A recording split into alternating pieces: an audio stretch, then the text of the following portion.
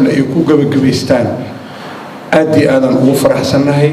anagoo dhan iyo Soomaali weyn iyo ummadoo dhanba Soomaaliyeed waana nii mahadnaqaynaa sida sharafta leh oo halka bil hawsha aan u wadnay aad u soo gurguurinay idinkala kama dambeyntiina shalay ay dhamaatay maantana ay tahay xafladii gunaanidka marka jazakallahu khayr ilaahay ajr iyo xasanaad Allah inuu siiyo sida sharafta leh konton iyo shanta neef oo maanta ina dhaxtaalana ilaahay waxaan ka barinay subhanahu wa ta'ala sida ugu dhaqsiimaha badan inaad u kala qaadataan idinkoo isjecel isdhunkanayo sida haddana waan ii ducaynaynaa ilaahay idinkiis dowladda maamulka Puntland waxaan ka codsanayaa bil asxaanag odayaasha dhaqanka daanna waxa way dadaalkeena waa badan yahay hawsheena way badan tahay haddii qof dilo بريمو وين لوصل سما سلقياش الدولة مركل لوصل منا ودياشة رقم لو كنا اسمه كبعدنا أما على حاجة فلو هدي الحاجة فلو وين واجبات كذا لمرسيا. يجي هاوشان سو ذي مدة وجاز كي يعني جاهين إن هاوشي لبض الرير كده حيسي بيش عبد الرحمن هارتي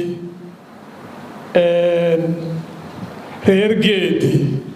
iyo beesha reer Cumar ma jeerteen inay soo gabagabowday 17 bishii 8aad 2024 oo shalay ahayd hawshaasi waxay dhacday 89kii shalay bayna noqotay dhamaystirkeedii dabcan waa la garan karayaa 35 sano oo ay hawshaas soo socotay shil gaari bayna ahayd markii hore hawshaas waa soo rafatay waxay noqotay in geel loo dhaco waxay noqotay in rag ku dhaawacmo geelaas raggii soo dhicinayay ah waxaan xusuustaa Aaqil Faarax oo rag la hadlaya telefoon oo dhinacayaga maraya aniga ugaasku aan noo jeedin oo raggii geelaa dhacay amraya oo leh ha lagu soo laayo ragga geelaa dhacay isagoo ka xanuunsan ragga geelaa dhacay waxaan u mahadcelinayaa Aaqil Faarax waxaan kaloo u mahadcelinayaa أحمد صالح هالكا فديا وسوتشيدا أو نك جيلا لقى دعيا أو هدي جيلا على دعي يسقى يبيشي سوا أي نبض يسقى يعاقل عثمان يعاقل هرية رقم ماشى فديا أرنتا أي نبض كصوت بعلين أو جيلا هذا يرات وحيد إنه كده بتيجي سنشيرين يجنا هو مع العلنية وعقلوا مع العلنية رجي جوا ككار وضحت كاها وعن وضح هذا الله برساب كيتليها قيبته إيوه حالا كان مركان ضياشة كدر رأي iyaguna geelaas wareejiyay markii dambeeto oo ku wareejiyay magaalada shaxda iyagana waa mahadcelinaya kiiskaas muddadii aan ku soo jiray labada reer oo aan labada reerba u mahadcelinayo in ay dhagan nuglaan iyo wanaag ay labada reerba noo ogolaadeen inaan kiiska gabagabadii kiiskoo soo maray maxkamado xamar iyo garowaba leh inay gabagabadii ogolaadaan inaan shariicada islaamka geyno ugu dambeynna waxaa shirka soo xiray wasiirka wasaaradda caafimaadka Saciid Jaamac Qorsheel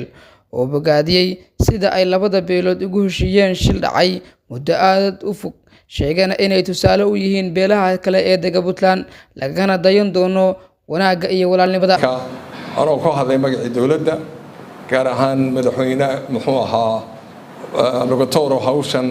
madaxweyne hawshan waday magaciisu ku hadlaya waxaan leeyahay qadada ayna kala soo qayb galay arrintii shalay la soo afjaray oo aad ogolaateen oo aad aqbasheen ayaan maxay ahayd rabaa inaan aniguna iraaho aad iyo aad magacii dawladda anoo ku hadlaya raali baanu ka nahay sidaa u soo gabagabayseen dhamaystirkeeda wixii xagga dawladda kaga soo hagaagana haddii wax soo noqdeen bani aadan baa la yahay diyaar baan lahay in maxay ahayd haddana lagu filayaa inay meeshaas ay shalay ay ku dhamaatay wax dambe oo la isku soo noqonaya